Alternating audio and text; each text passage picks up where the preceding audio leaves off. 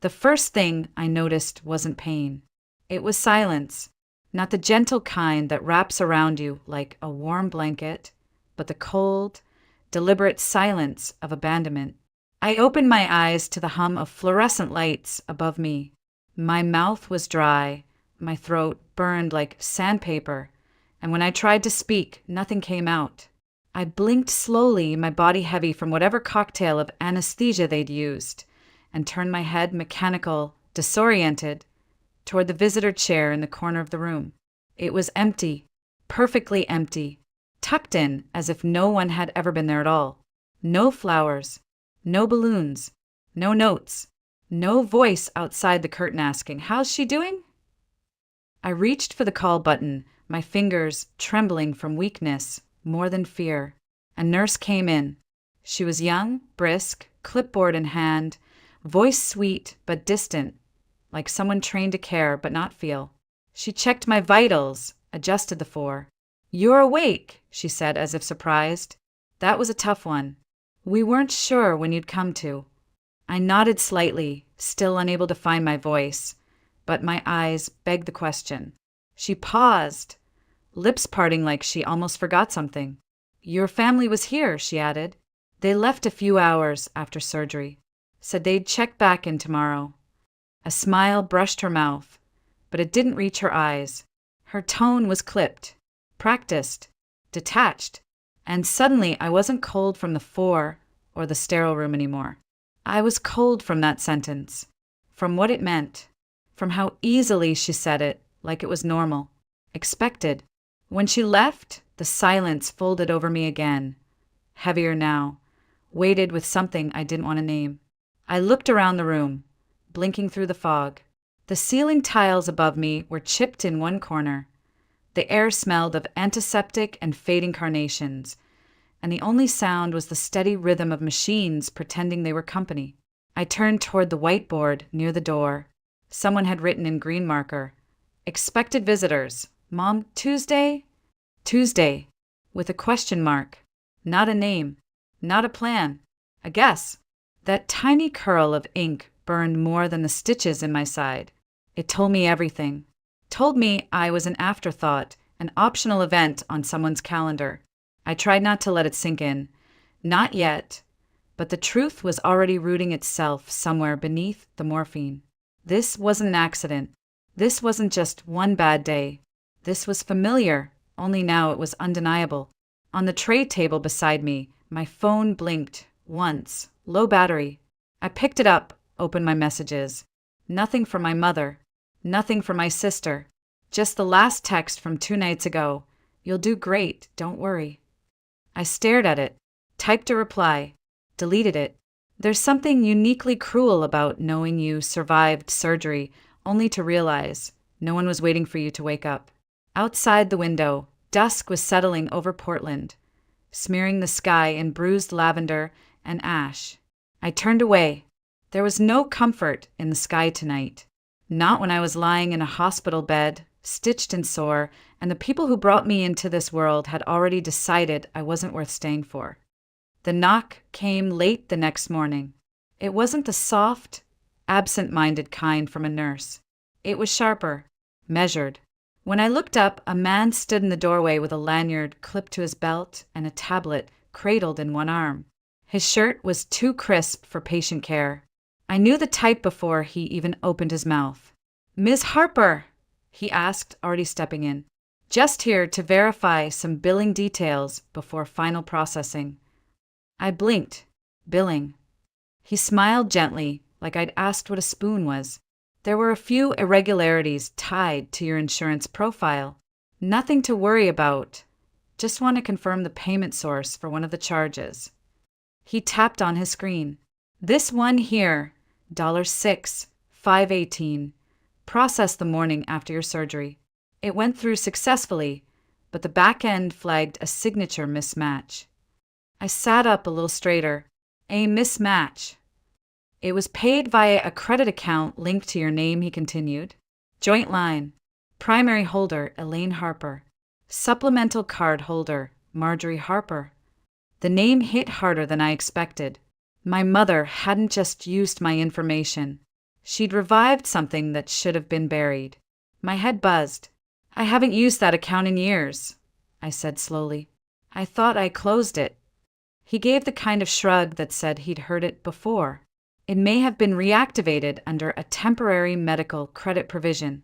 Sometimes, if a supplemental user has access to the original application data, his voice faded as my eyes drifted to the printout he handed me. It was thick, pages of itemized hospital charges, imaging, anesthesia, post-op care. At the end, under signature on file, was my name. Except it wasn't. From a distance, it looked like mine. Same swooping E, same vaguely rushed Harper. But the K was open at the top. Mine had always closed, a tight loop like a fishhook facing left. This one curved wrong. And the T in Harper was slashed in a way I hadn't written since college. I flipped back to the intake form I remembered signing before surgery. My actual signature was in the system too. It didn't match. Not even close. The address on the billing statement? My mother's house. The one I hadn't lived in since I was 27. The one where she still insisted on forwarding important mail for me. The one she swore was just easier for taxes, for banks, for emergencies. I looked up. The man was still explaining things, options for appeal, how to request a formal review. But I wasn't really listening anymore, because somewhere beneath the polite tone and technical language, I understood what had happened. They hadn't just left me in the hospital. They had signed my name, charged my account, and walked away with a plan already in motion. And I had been sedated, bleeding, hooked up to machines, while someone else decided what my signature meant. That night, I lay awake long after the hallway lights dimmed, staring at the monitor beside my bed. It blinked back at me, steadily, impersonally, like it couldn't care less whose name paid for its electricity. And somewhere between the beep of my heart rate and the hiss of the 4, I realized the real injury wasn't the one stitched into my abdomen. It was the one signed on paper. The idea came not from panic, but from a stray sentence. A night nurse was helping me to sit up, her hands gentle but efficient, her badge flashing each time she moved. As she adjusted my 4, she mentioned almost offhandedly, "They've been cracking down on orderlies taking extra breaks. Cameras caught one last week sneaking off again. Cameras." I asked, my voice still raspy. "Pretty much everywhere now," she said, "especially in post-op zones. Liability and all." She moved on to straighten the tray table, but the word stuck with me. Cameras, waiting rooms, liability. That night, when the morning shift began, I asked to speak to a hospital administrator. It took 2 hours and 3 forms, but finally a woman with a tight ponytail and a colder smile arrived with a flash drive and a phrase I'll never forget. "Per policy, patient-requested footage is available for review on site only." They walked me, slowly, into a windowless room with a screen already set up. She inserted the drive. "This is time-stamped the night of your surgery," she said. I leaned forward as the footage began to play. There they were, Marjorie and Savannah Harper, sitting in the waiting area like they had just come in from brunch. Savannah sipped a latte, her nails perfect, scrolling on her phone without even glancing up. My mother adjusted her coat, nodded at someone off screen, and reached for the clipboard a nurse handed her. She signed it. I watched it happen in real time, watched her commit the moment like it was just another item on a list. Not a pause, not a blink, not even a glance toward the corridor that led to me. 45 minutes after I was wheeled into surgery, they stood up. Marjorie slung her purse over her shoulder. Savannah pulled her coat on with practiced ease. They left. No hesitation, no backward glance. No question for the nurse behind the desk. Not even a nod. They didn't leave because they were scared or overwhelmed or tired. They left because they could. Back in my hospital room, I sat in that same bed, but now the silence felt different. Heavier. Not just from absence, but from choice. I stared at the walls like they owed me answers, but the white paint only stared back. Was I inconvenient? Too complicated? Too much effort to love? Or worse? Had I always been expendable? My chest tightened, not with rage, not yet, but with a kind of ache I hadn't named before.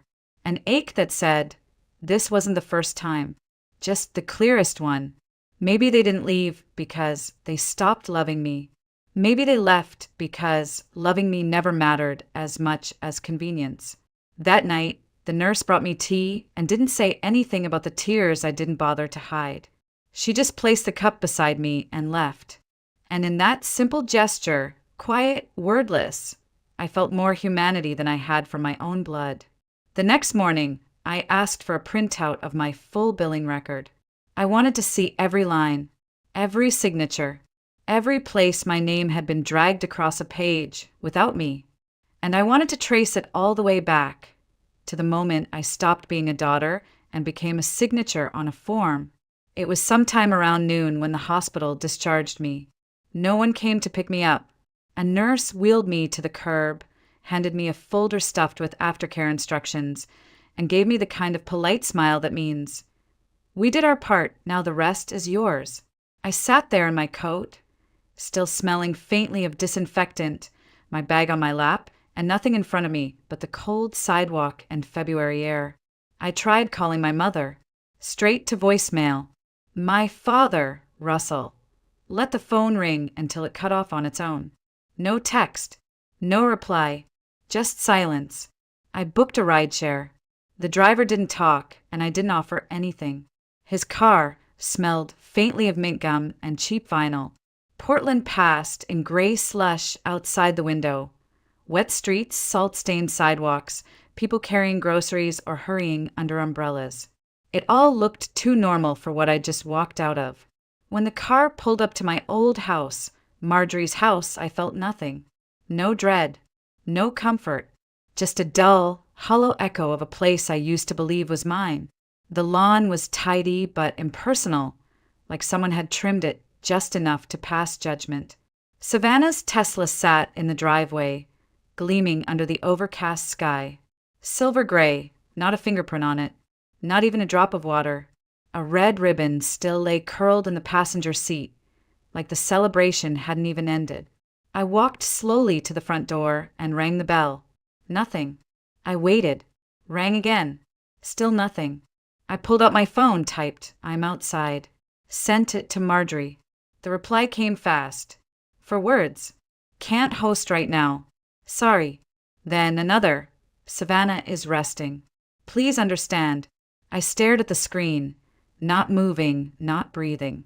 My stitches still pulled at my side. My fingers ached from gripping the bag. But it was my chest that felt like something had caved in. I stepped back.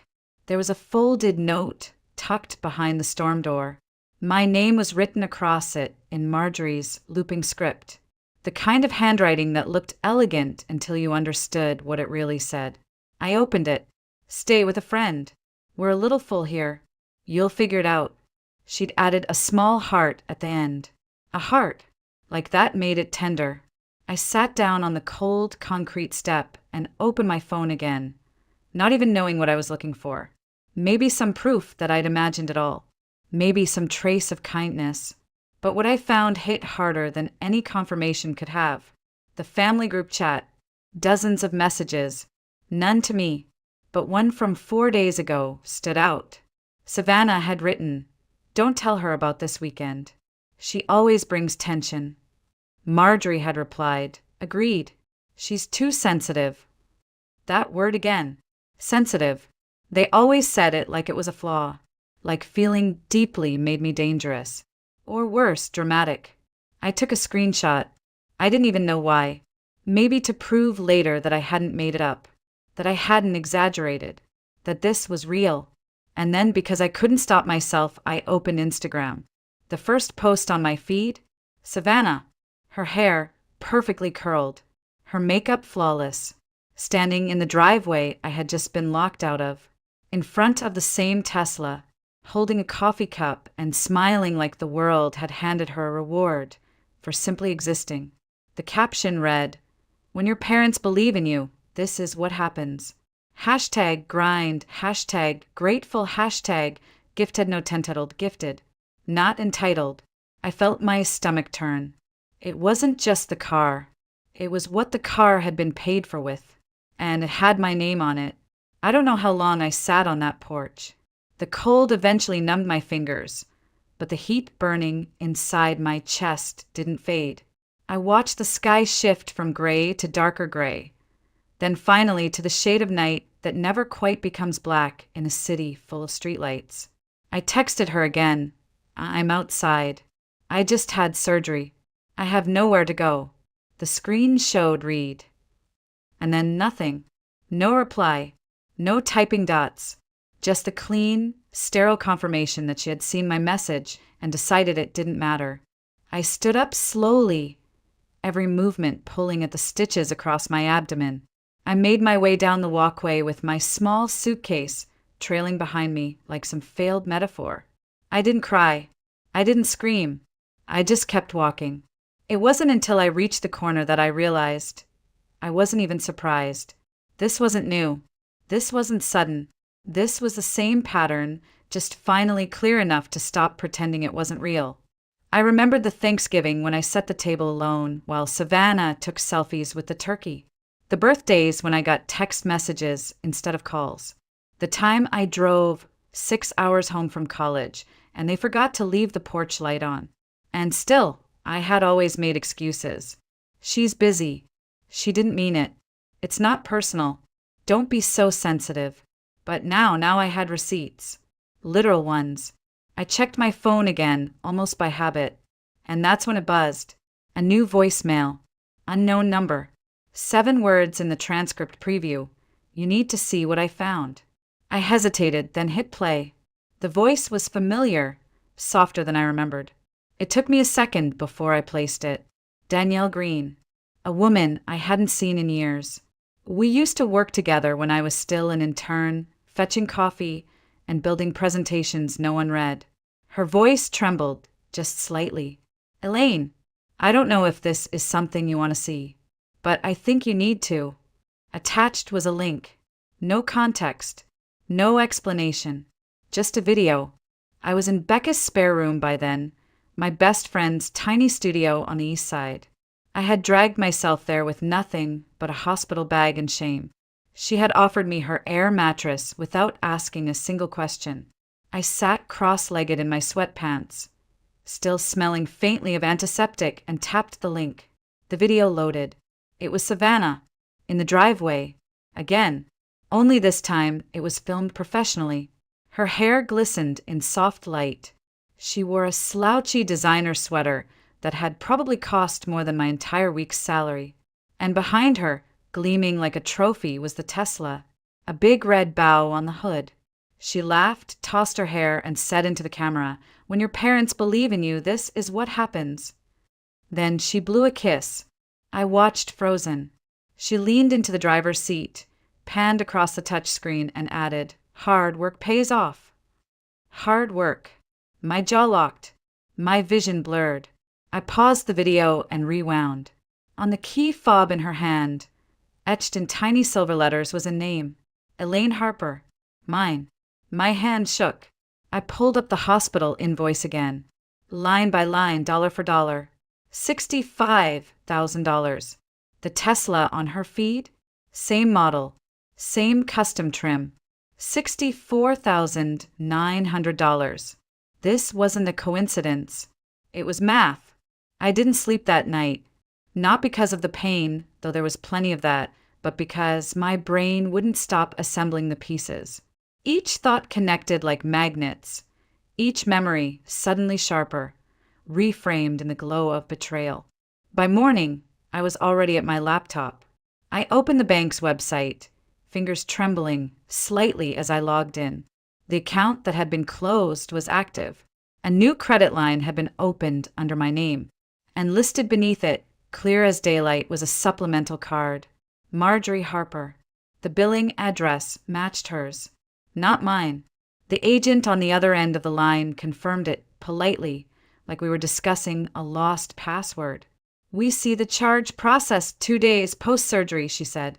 "Would you like to file a fraud claim?" I opened my mouth, then whispered, "Yes." I think I need to. But it wasn't just the money anymore. It was the orchestration, the strategy.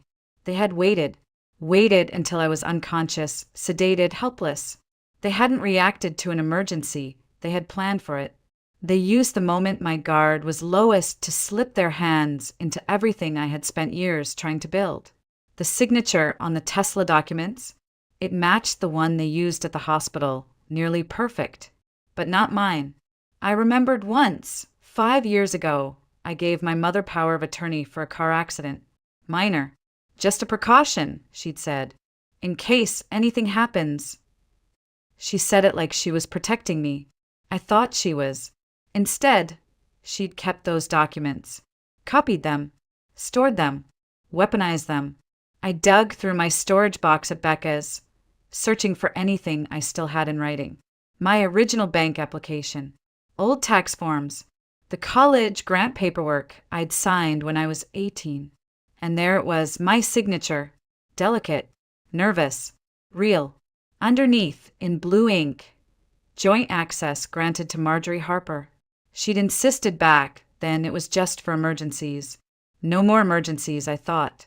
No more loopholes. No more just in case. I opened a new folder, labeled it in thick marker, personal misuse verified. Inside, I began printing screenshots of Savannah's Tesla video, my hospital invoice, the credit line statement, the email from billing showing the signature mismatch, a dated text message where Marjorie had once written, "Don't worry, I'll handle all the paperwork." A message from Savannah years ago, "What's yours is partly ours, right?" I used to think she was being playful. Turns out, she was just being honest. That afternoon, I called Desmond. He had been in my law school orientation group. We hadn't spoken in over a year, but he picked up on the second ring. I didn't waste time. "I need someone who understands identity misuse," I said, "and family." He was quiet for a moment, then said, "Come by. Bring everything." And so I did. 2 hours later, we sat at his kitchen table, my folder between us. He flipped through every page, slow and deliberate, pausing occasionally to underline something or ask a question. When he reached the hospital signature, he frowned. When he saw the title to the Tesla, he cursed under his breath. Then he looked up and said, "You've got something real here. Identity fraud, unauthorized transfer, maybe even coercion, depending on how she got the documents." I nodded once. I felt nothing like victory, only clarity, the kind of clarity that makes it impossible to go back. That night, I stayed up taping each document to the wall. I drew red circles around key names, annotated timestamps, created a trail, not because I wanted revenge, but because I finally understood. If they were going to take everything from me, then the very least I could do was name it. I didn't announce anything at first. No public accusation. No confrontation. Just a quiet post on my private profile. A photo of the hospital invoice, with a red circle around the signature line. The caption was simple. She said I was lying. "Here's what the truth looks like." I didn't expect it to spread, but it did. Within hours, old coworkers, high school classmates, even cousins I hadn't heard from in years began messaging me. Not to gossip, but to say they'd seen signs too. Little things that hadn't made sense before. Odd charges, strange messages, silent moments where they now realized they'd been complicit, even by accident. Someone reposted my screenshot to a local forum. Another copied it to a legal subreddit. And just like that, the silence my family had built around me cracked. And it kept cracking. By the next morning, Savannah went live. I watched from the corner of Becca's kitchen, coffee going cold in my hand. Her face filled the screen. Perfect lighting, soft filter, false emotion blooming like a theater cue. "I'm being attacked," she said, her voice trembling just enough. "People are making up lies about me, about our family, about the Tesla." She sniffed, wiped under her eye. But behind her on her dresser was the lamp. My lamp. The one I dropped during finals week sophomore year. The one with the scuffed ceramic base and the crooked shade that never sat right. I had bought it for our shared dorm, and when she moved out, she took it without asking. Now it sat glowing in the corner of her video, like it had no idea it was part of a lie. The comments were fast and mixed. "You don't deserve this. Haters gonna hate." But then, wait, isn't that Elaine's lamp? Didn't the car show up before Elaine left the hospital? This doesn't add up. The live ended abruptly, deleted, but it had already been recorded. Screen captured, shared. By lunchtime, a second video began circulating. It was Marjorie, my mother, speaking at her church's youth group. The clip picked up mid-sentence. "After all I gave her, after all I sacrificed, my daughter turned on me. Dragged us into court. That's who she's become." A few people clapped. Not many.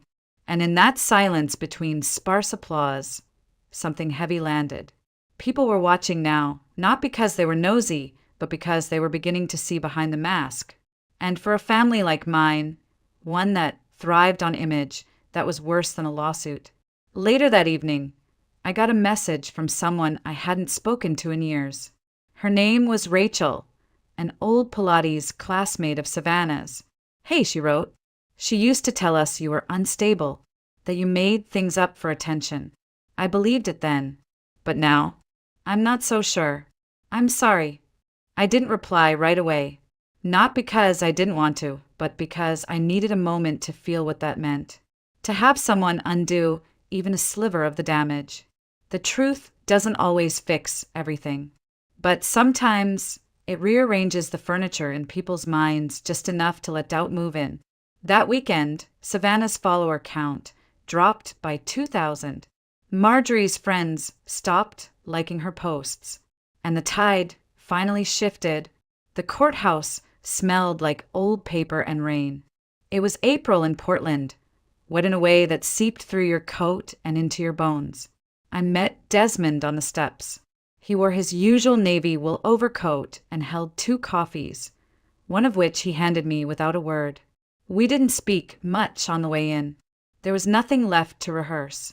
Inside the courtroom, Marjorie sat at the defendant's table, spine straight, pearl necklace perfectly aligned.